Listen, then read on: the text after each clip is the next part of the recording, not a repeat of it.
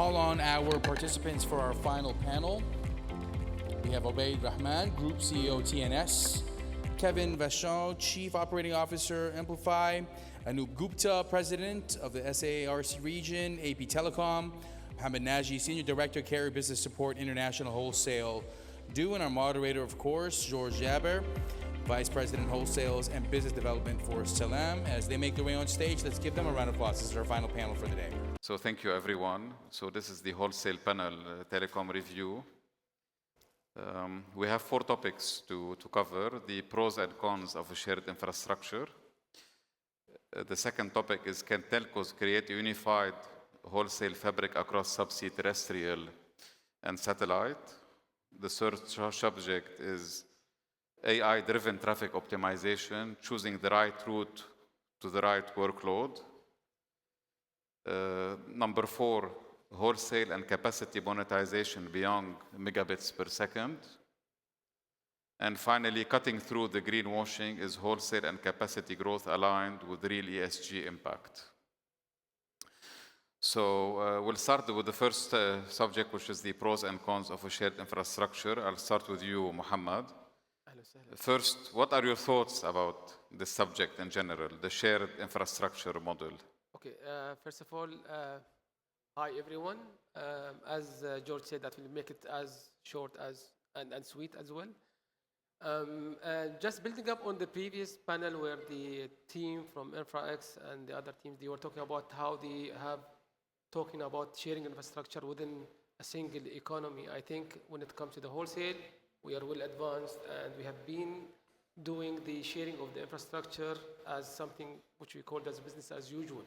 We do get into consortiums to build submarine cables. We go and work together in kind of cooperation where we go and build even terrestrial corridors as well together. So I see shared infrastructure is something that we do it in the telecom as, especially in wholesale, as a business as usual. I would say that the critical part of it is the huge increase or the exponential increase of the capacity is making us more eager to do more kind of collaborations, trying to plan the way that it would serve the within an ecosystem. Previously, we were used to do it as serving our organic needs. Every operator or telco would just go and try to get some capacity for their own connectivity needs. But I think it is more into the ecosystem that's been built around us, DCs, AI, the applications, and the OTTs as well. Okay. And what are the operational or commercial risks that you should watch for when entering a shared infrastructure model? Yeah, I think it's more about the cooperation part of it. The risk is of not doing it in the right scale, which means that you might miss the potential of being in a partnership or a collaboration. So I think, again, as it's already been built in our DNA, building cables in a shared infrastructures, whether it is a submarine or a terrestrial, I think the risk is not being able to be as scalable as the demand is. Okay. I'll go to Anup. Hey. How are you? Good? I'm good. Okay. I think you're familiar with the market in India, for example, right? Of course. Okay. For example, for us in Saudi Arabia, we have what we call the fiber to the home open access agreements. So we as Salam and STC, Mobile, and others, we buy the last mile from each other, and then we sell internet for the household. That's on the consumer side. And on the corporate side, we buy last miles from each other where there is an area that is not covered by the other operator, and it's working well. Do you see this model also working, for example, the shared infrastructure in India or other countries? So for India, the shared infrastructure has worked in tower sharing. So that's an example where it has worked brilliantly. All the operators put together a company, and within that company, everybody put in assets. Why it worked also is the fact that I think there was no big brother and there was no small brother. there were no egos attached. It was a different company. That company's objectives were just giving space and power, and therefore everybody could take services seamlessly from that. So if infrastructure sharing has to happen, it has to happen in a seamless way. Second, transparency, and third, everybody gets treated equally. There's no, as Mohammed just said, objectives have to be met together. If that is possible, it is there. Coming to the last mile, there is a lot of buying that happens between operators, but not necessarily pure infrastructure sharing. There is work around it, but it's fairly complicated to get it done. Okay. And what about infrastructure sharing for submarine cables, open access cable landing stations? Is this happening, for example, in a country like India? It was not happening.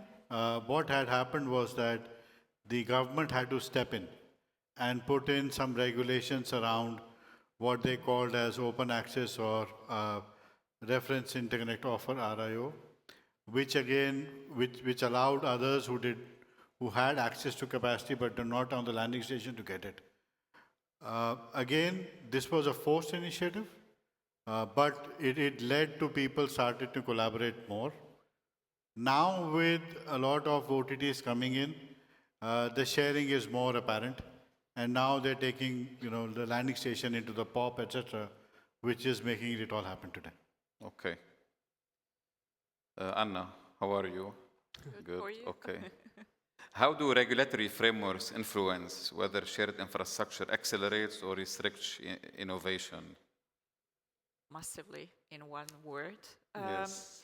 As you can imagine, as we've presented this project a couple of minutes ago, we work through different geographies, different regulatory regimes, and therefore the project is that complex. Now, when you're in European Union or certain unions, there are coherent and very harmonized regulations. This is not the case in our regions, and very frequently the regulations do not exist at all, because this is something that has been developed first time. The cable is being laid first time, so there is no regulatory framework, right? So it is difficult and very complex and challenging to navigate. And I would say that the harmonization of the regulations across the region is highly difficult as well. So in few words, it is affecting very much, especially when you ask the question about the access and open access systems. It is practically non-existent in the region. Okay. And therefore, it is a complex environment. But that's the challenge, and that's where we want to take on the challenge and deliver. Okay, so when you talk about the region, you're talking about your region, right? Well, yes, yeah. I'm talking about Central Asia, Caucasus, and further on into connected regions as well. So to conclude on this subject, usually when there is a shared infrastructure, operators share the capex in expanding the networks. If the regulator puts the right agreements in place, wholesale agreements in place, then shared infrastructure usually works, and it saves capex on operators, and it makes broadband expandable in the country. Okay. Second topic, which is, can telcos create a unified wholesale fabric across subsea, terrestrial, and satellite? Obaid. So if you want to take an opinion on it, yeah. So first of all, thanks a lot for the invitation. Good to be here. I think we can keep everyone awake in the room now, with our intense conversation. But first thing first, I have spent about 25 years building cables, building wholesale ecosystems. But one thing had been a common denominator, which was that I always worked with something which had a kind of a maritime route. So subsea cables were the key thing that I was basically developing for the longest time. terrestrial part, and this is kind of enlightening for me and for everyone, terrestrial was always considered as a last mile for me. Yes. Never looked at any geography where there is a heavy dependence and reliance on terrestrial networks. And I'll come to satellite later on to converge everything. Now, in my new role as Group CEO of TNS Global, which again belongs to the same region as Anna comes from, Central Asia. And thanks, Tony, for making sure that the whole Central Asian region was highlighted since morning. We heard from Freedom Telecom, our partners from Tele2, now Anna and myself. There is a theme building up over here, first of all. The theme is that if you look at the original maritime routes, given the geopolitical challenges that we are facing, and I'm not going to get into that, Red Sea and, Yes. all those. Yeah. That is calling for action for the industry to look at diversity. And maritime is not offering that diversity. If someone would have come to me about 5-6 years back and said that, let's build a terrestrial route for main connectivity as Anna was presenting, I wouldn't have believed that. So my mindset has changed, the whole industry mindset has changed. Now talking about stitching up these three things, subnets, subsea, terrestrial. If you look at subsea, I heard Mohammed say that as well. But subseas were based on shared infrastructure anyways. You would basically build consortiums, right? So fine, it was in international waters, but it was different parties coming in, shared infrastructure, tried and tested model. Subnets or terrestrial network have had their own challenges in the past and still have. Anna has mentioned about the regulatory framework. But the other thing is that I don't think that there is any terrestrial network at this point in time that's basically built on the same business model as a subsea network, Yes. which is a consortium. It's a single-owned carrier or an entity that builds their own respective geography, and then they try to stitch up. Regulation is one issue that comes in. Then commercial models comes in. I think the weakest link, and I've seen it in the Middle Eastern market as well, not to name the cables, but the cross-border commercials are the weakest link in the whole ecosystem. Correct. Yes. Right. Now, if you put everything together, and then now satellites are coming in, satellite is yet again not a consortium, these are single entity owners that are coming in. The commercial model and business models are not consistent across all these ecosystems. So that is one thing that needs to be basically cleansed, unified, harmonized, orchestrated. And it's a call for action for the industry. Individuals can't do that.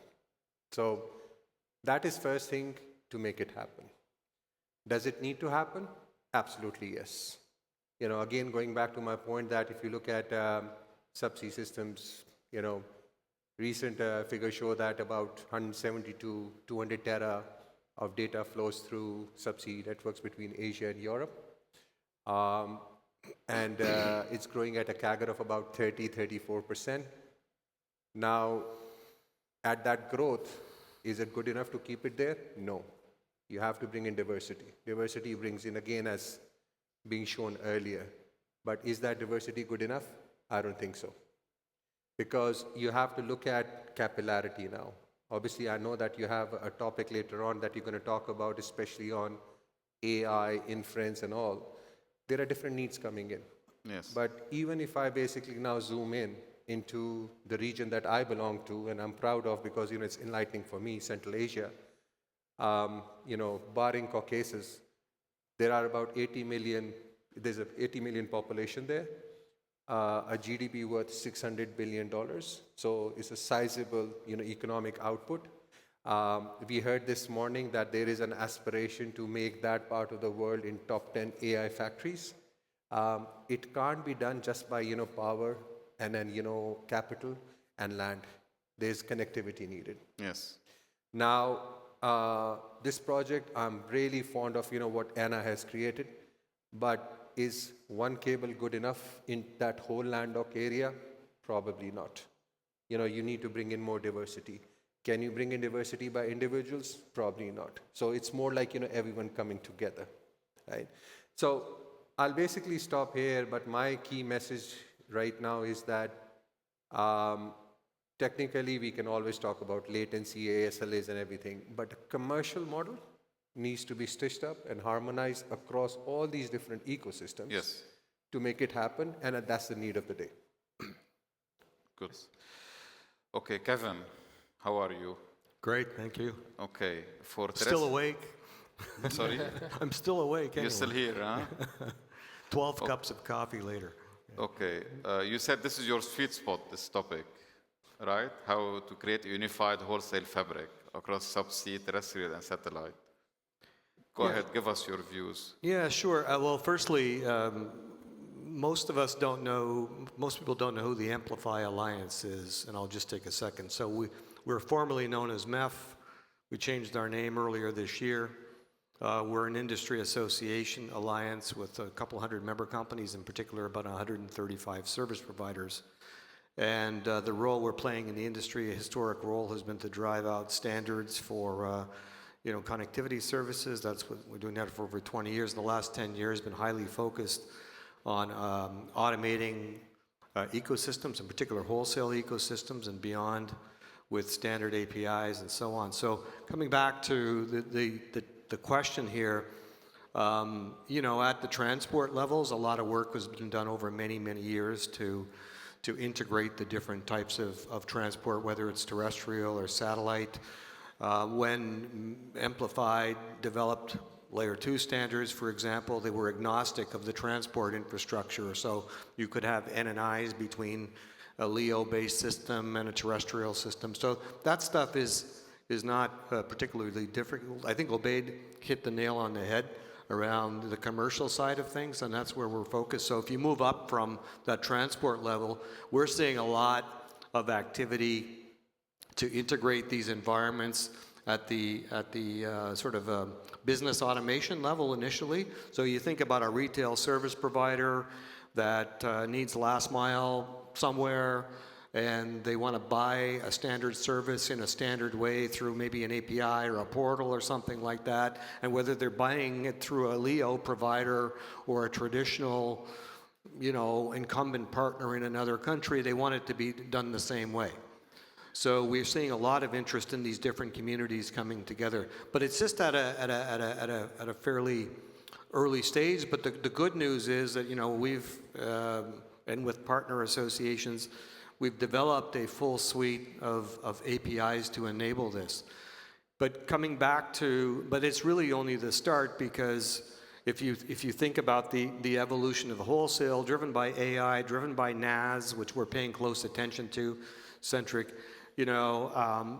Firstly, and you brought this up, the nature of the ecosystem is changing. The number of, it's not just service providers, it's data center providers, it's vendors being brought into that ecosystem delivering SASE. So there's a lot of automation that has to go on here, and if it's done in a proprietary way, it's really, really not scalable. And so not only are you integrating, their services themselves, but, how will the contracting be done? Is it going to be through legacy MSAs? Is it through it'll increasingly be done to smart contracts to facilitate billing and so on and so forth. So we actually have an early stage initiative called Federation.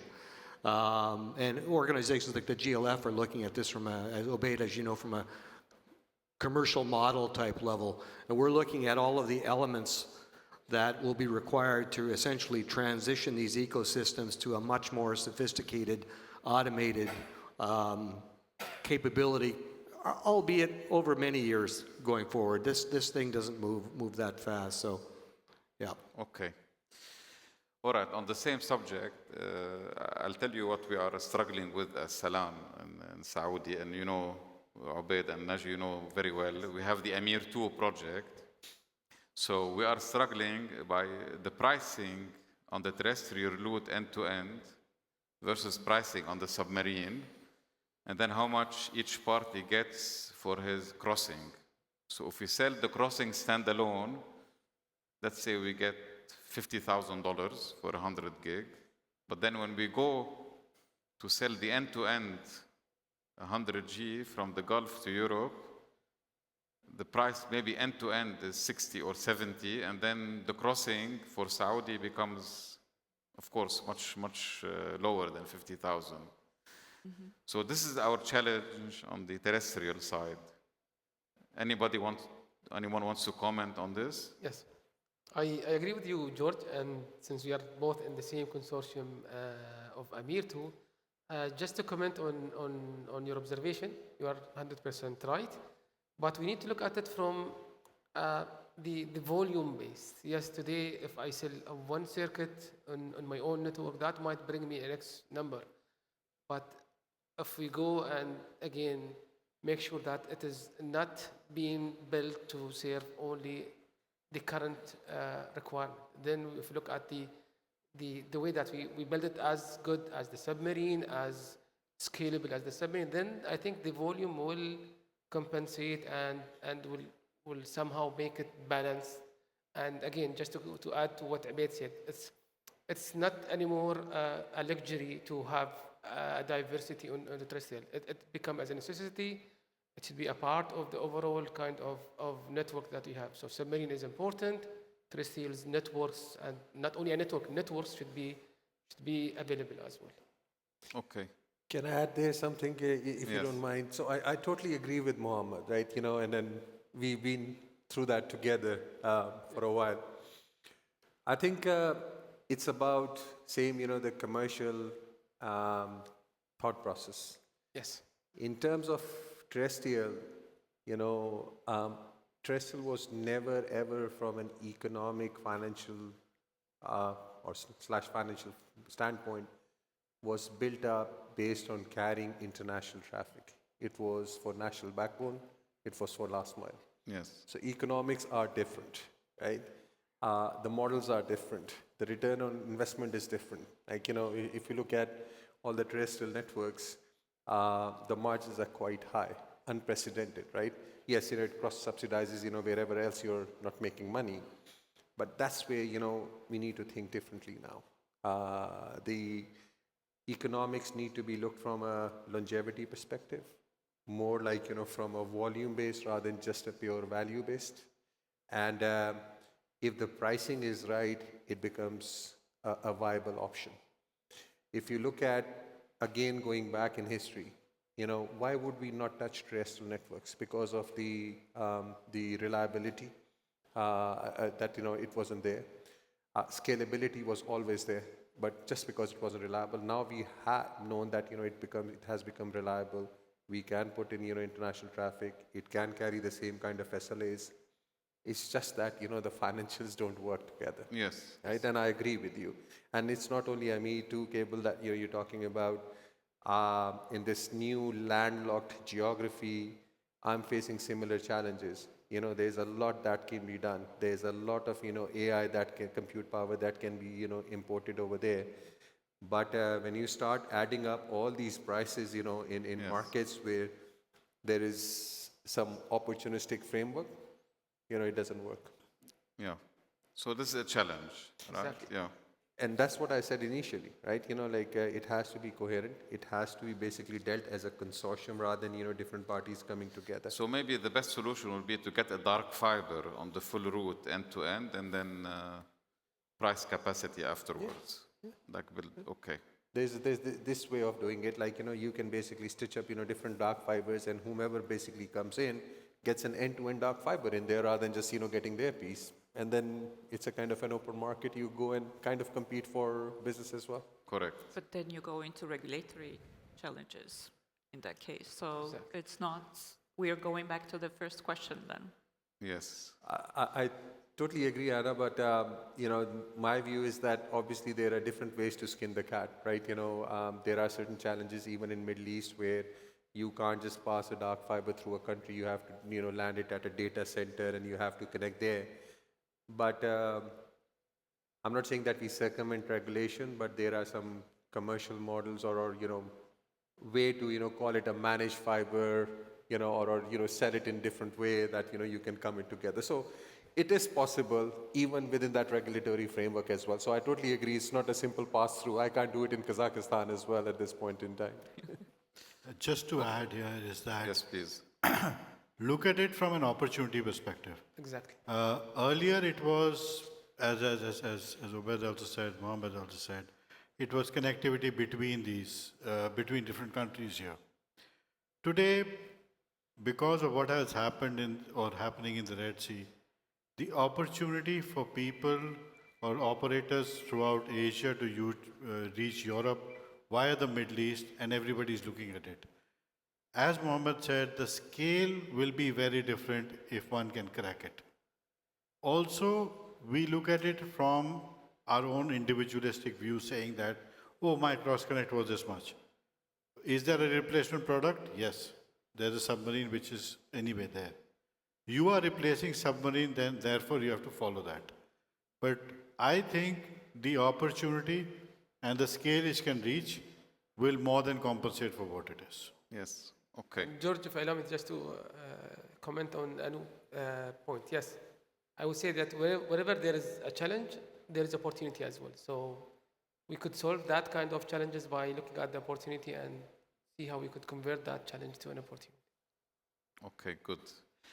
Okay, so we'll move to the subject of wholesale and capacity monetization beyond the megabits. Okay. So Anna, wholesale has historically been priced per megabit, as you know, or gigabits.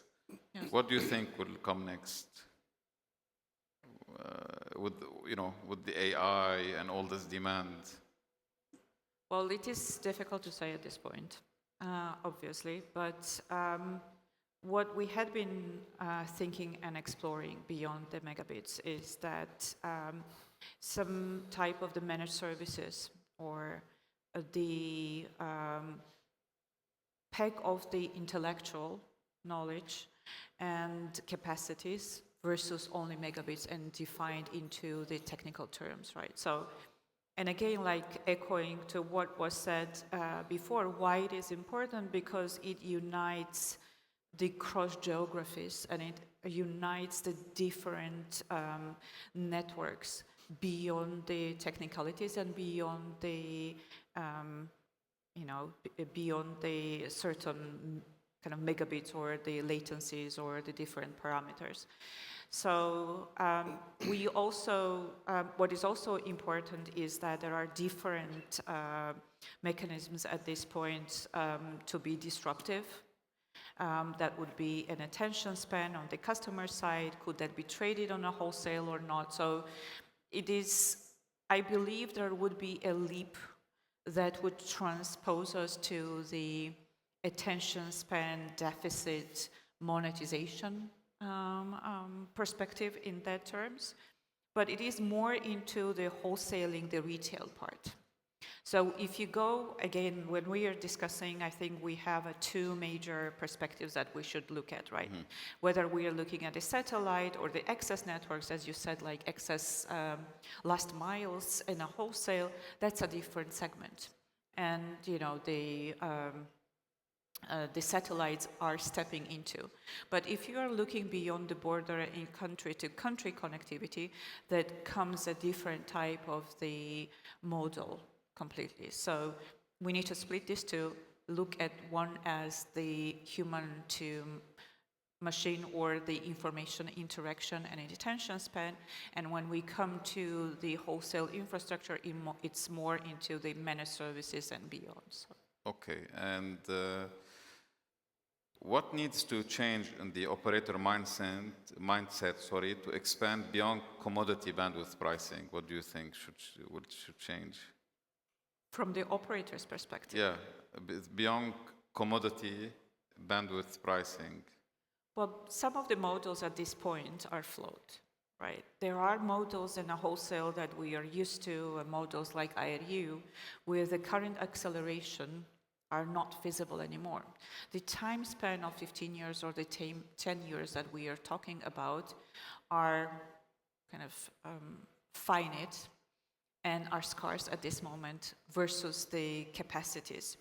So I don't have an answer at this point, but I believe that beyond that, we would be looking into, again, not the commodity, but moving to the different models rather than IRUs. Okay. Anoop, do you think that we're evolving towards monetizing latency, diversity, availability per gigabit? You think that we're going to monetize beyond the speed, we'll monetize also latency and diversity? What do you think? Yeah, so the answer is yes. The real challenge is the wholesale operators need to now understand that earlier, like, if we were in, all of us were in the wholesale, say 10 years back or 15 years back, we were selling to other telecom operators. What they were buying was really, they understood the world and they were buying similar capacities, everything was known to them. Of late and in the last few years, you see wholesale is predominantly dominated by a lot of hyperscalers. If you're selling to them, that's where you're making your business, right? In that scenario, now, to your first question also, people now need to start thinking differently because the requirements of your now new customers in the wholesale are different. In that, obviously latency plays a role because latency needs to be minimal at all given points. So therefore that can be monetized. But again, it's a tricky part because then you'll have to put in new investments to improve latency. So you're not really monetizing existing.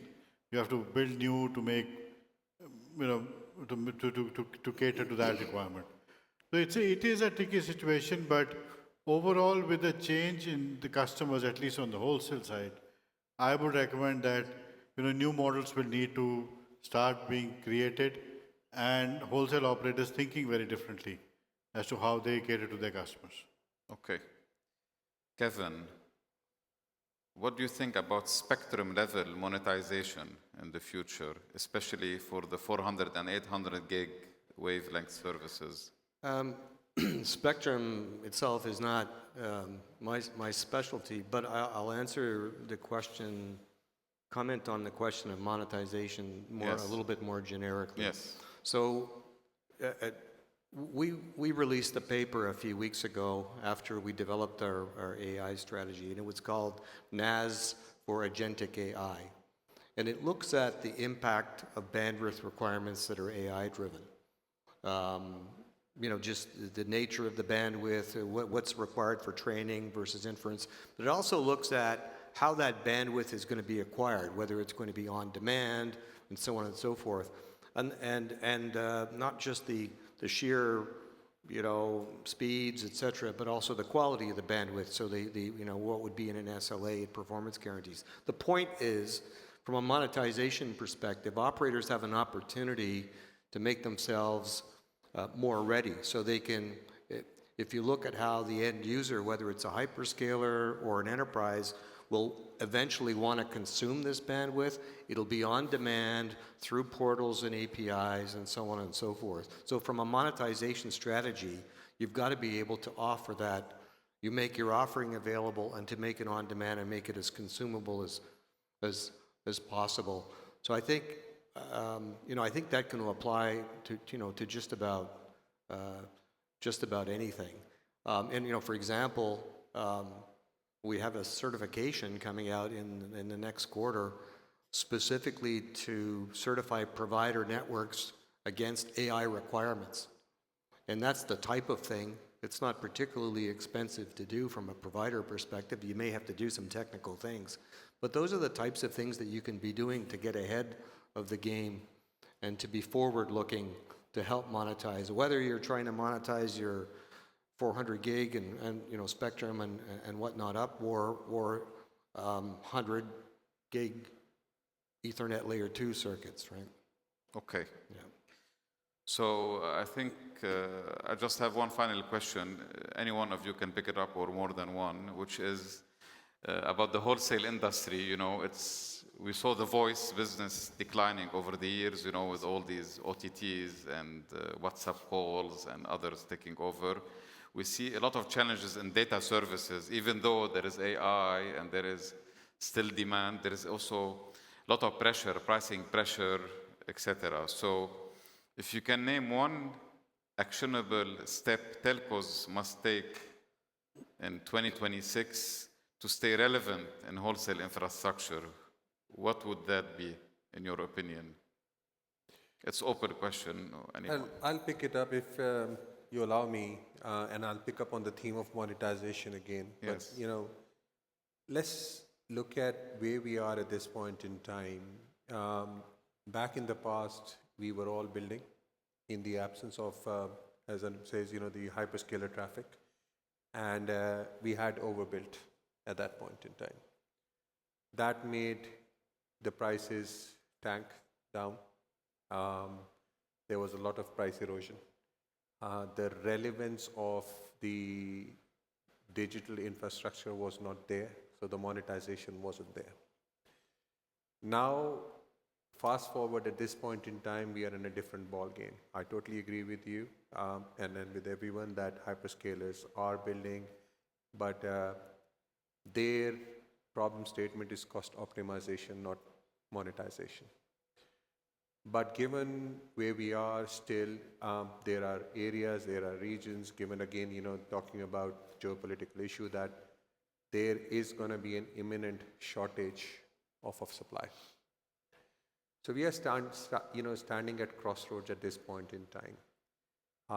The reason we see that digital infrastructures are being kind of carved out, created into InfraCo, I run an InfraCo as well, is for value illumination.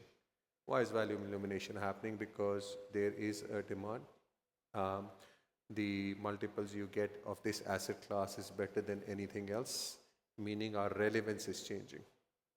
So if our relevance is changing and we are becoming more relevant to the demands that are going to come in the future, now I'm going to answer your question, what do we need to do collectively is to make sure that, again, our business models, our pricing models are aligned with what's needed over there. Like in terrestrial, as said earlier, let's not call it price erosion, it's price correction. So if we basically make the right prices over there, price points, you can monetize it better. There can be certain instances, for example, what Anna presented earlier, where you can still, it takes a lot of capital to, basically, deliver these kind of, capillarity and diversity.